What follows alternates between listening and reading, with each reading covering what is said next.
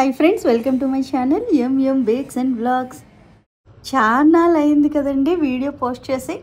Late అయినా సరే మీ పిల్లలందరికీ బాగా ఇష్టమైన ఓరియో బిస్కెట్స్ని మనం ఇంట్లోనే ఈజీగా ఎలా తయారు చేసుకోవచ్చు అన్నది చూపిస్తాను. ఇంకా ఆలస్యం చేయకుండా మన రెసిపీలోకి వెళ్ళిపోదామా? పదండి. ముందుగా ఒక బౌల్ తీసుకొని దాంట్లో బటర్ని యాడ్ చేసుకోండి. నేనైతే అన్సాల్టెడ్ బటర్ని తీసుకున్నాను.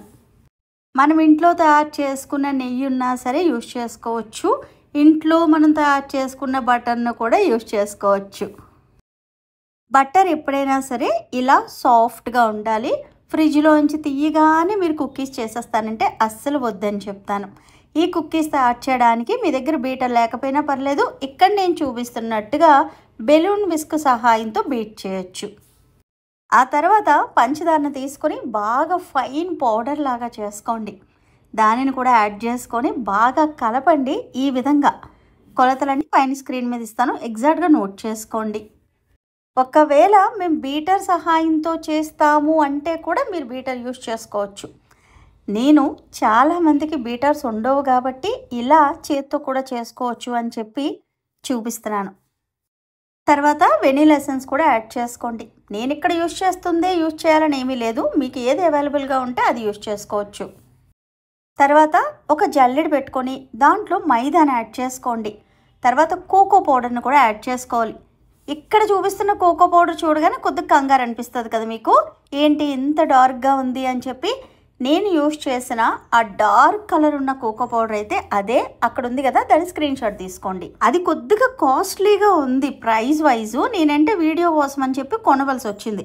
మీ దగ్గర అది లేకపోయినా పర్లేదు, మన ఇంట్లో నార్మల్గా ఉన్న కోకో పౌడర్ని కూడా మీరు యూజ్ చేసుకోవచ్చు. కొద్దిగా కలర్ తగ్గుతుంది అంతే.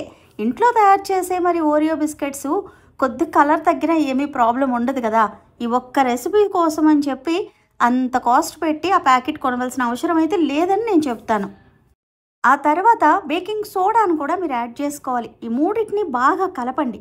ఇలా కలుపుతున్నప్పుడు కొద్దిగా టైట్గా ఉంటుంది కదా, అప్పుడు పాలుని యాడ్ చేసుకుంటూ కలిపితే మీ కుక్కీ డౌ అనేది రెడీ అయిపోతుంది. ఇలా చేత్తో మీరు కలుపుతూ ఉండగా మీకు స్మూత్గా ఉన్న చపాతీ ముద్ద ఎలా ఉంటుంది అలా తయారవుతుంది అన్నమాట. ఇప్పుడు మీకు వేరొక డౌట్ వస్తుంది, మేము మైదాని యూజ్ చేయము, గోధుమ పిండి వేసుకోవచ్చా అని అడుగుతారు. నిక్షేపంగా మీరు గోధుమ పిండిని వేసుకోవచ్చు. నేనంటే మీకు ఎగ్జాక్ట్గా రిజల్ట్స్ ఎలా వస్తాయి చూపించడానికి అని చెప్పి మైదాని యూజ్ చేశాను. మైదాని మీరు ఎంత తక్కువ యూజ్ చేస్తే అంత మంచిది. మన లైఫ్ స్పాన్ అనేది పెరుగుతూ వెళ్తుంది. నేనైతే మంచిగా మీ అందరికీ చెప్తుంది ఒకటే మాట, మీరు మైదాని వదిలేయండి. ఎంత త్వరగా వదిలేస్తే మన ఆరోగ్యాలు, మన పిల్లల ఆరోగ్యాలు, మన ముందు తరాలు కూడా చాలా బాగుంటాయి. ఇప్పుడు ఇక్కడ నేను చూపిస్తున్నట్టుగా ఇలా మీరు ఒత్తుకోవాలి చపాతీ కర్రతో. మరీ పలచగా కాదు, అలాగని లావుగా కాదు, మధ్యస్థంగా మీరు ఒత్తుకోవాలి. ఆ తర్వాత రౌండ్ షేప్లో ఉన్న కుక్కీ కట్టర్ అని చెప్పి దొరుకుతుంది. దాంట్లో ఉన్న చిన్న సైజ్ అన్నది తీసుకొని ఇలా కట్ చేసుకోండి. రౌండ్గా మనకి కట్ అవుతాయి. ఎందుకంటే మనం చేస్తుంది ఓరియో బిస్కెట్స్ కాబట్టి వాటి షేప్ ఎప్పుడైనా రౌండ్గానే ఉంటుంది. అందుకే నేను రౌండ్ కుక్కీ కట్టర్ అన్నది తీసుకున్నాను. ఇప్పుడు అసలైన మ్యాజిక్ అన్నది చూపిస్తాను చూడండి. ఎందుకు మ్యాజిక్ అన్నాను? ఓరియో బిస్కెట్ మీద దాని సింబల్ ఉంటుంది. అది మనం ఎలా తెస్తాము? ఈ విధంగా వాడి బిస్కెట్నే తీసుకొని మన కుక్కీ మీద ఈ విధంగా లైట్గా ప్రెస్ చేయండి. అంతే, ఈజీగా ఆ ఇంప్రెషన్ అన్నది ఆ కుక్కీ మీద పడిపోతుంది. సూపర్ ఐడియా కదా. పిల్లల్ని కూడా మనం ఈజీగా నమ్మించవచ్చు. బయటను కొనక్కర్లేదు నాన్న, ఇంట్లోనే మనం ఓరియో బిస్కెట్స్ తయారు చేసుకోవచ్చు అని చెప్పి. ఈ ఐడియా అయితే అస్సలు నాది కాదు. నేను కూడా ఇలా గూగుల్లో చూసే ఓకే చాలా బాగుంది ఐడియా అని చెప్పి మీకు చూపిస్తున్నాను. ఈలోపు మీ కుక్కర్ని కానీ అవన్ని కానీ ఓటీజీని కానీ ప్రీహీట్ పెట్టుకోండి.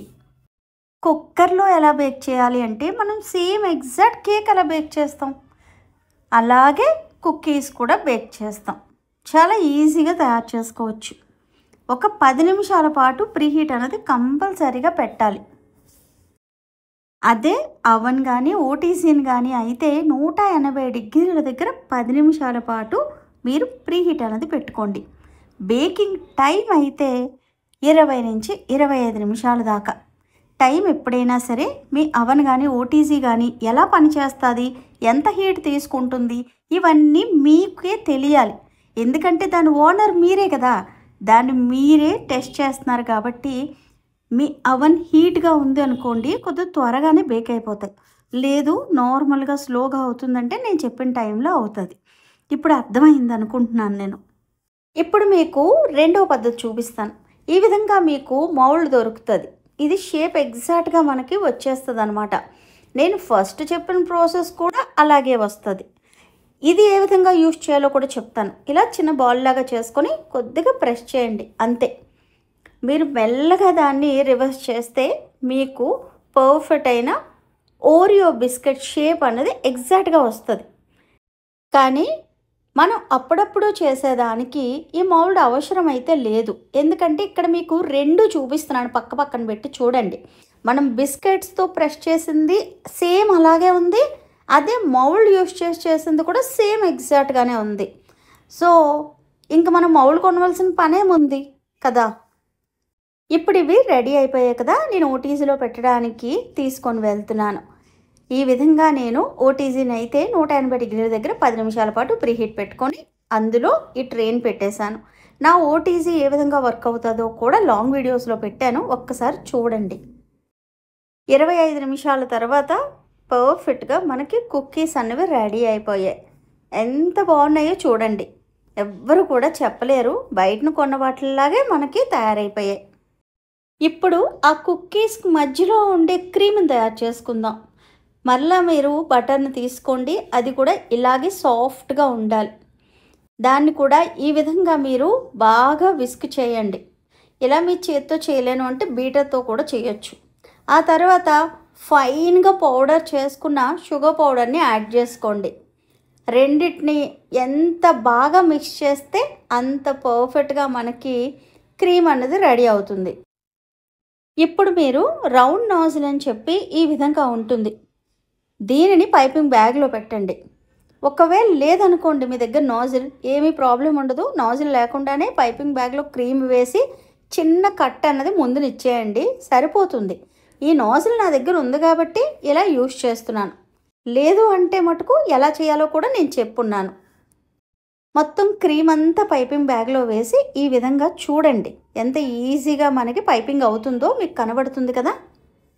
ఇప్పుడు కుక్కీస్ అన్నవి బాగా చల్లారిపోవాలి. నా కుక్కీస్ ఇంకా కొద్దిగా హీట్గానే ఉన్నాయి, కానీ నేను ఐసింగ్ చేస్తున్నాను, మీరైతే అస్సలు చేయకండి. బాగా కూల్ అయిన తర్వాత మాత్రమే మీరు ఇలా క్రీమ్ని పైన వేయండి. అంటే ఒక బిస్కెట్లో క్రీమ్ వేయండి, మరొక బిస్కెట్ని దాని మీద క్లోజ్ చేయండి, అంతే. క్రీమ్ బిస్కెట్స్ అనేవి రెడీ అయిపోయాయి. చాలా ఈజీగా మీరు ఇంట్లోనే తయారు చేసుకోవచ్చు. చాలా బాగుంది కదా, చూడగానే అబ్బా బయటను కొనే పని లేకుండా ఇంట్లోనే తయారు చేసుకోవచ్చు అని చెప్పి మీకు అనిపించిందా మనసుకి?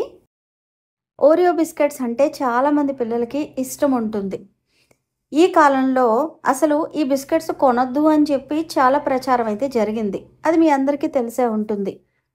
ఈ రెసిపీ చూసిన తర్వాత ఎవరైతే ఓరియో బిస్కెట్స్ అంటే బాగా ఇష్టపడే పిల్లలు ఉంటారో వాళ్ళందరికీ మీరు ఇంట్లోనే తయారు చేయండి గోధుమ పిండితో. వాళ్ళైతే భలే హ్యాపీ అయిపోతారు, మీరు కూడా చాలా హ్యాపీ అవుతారు.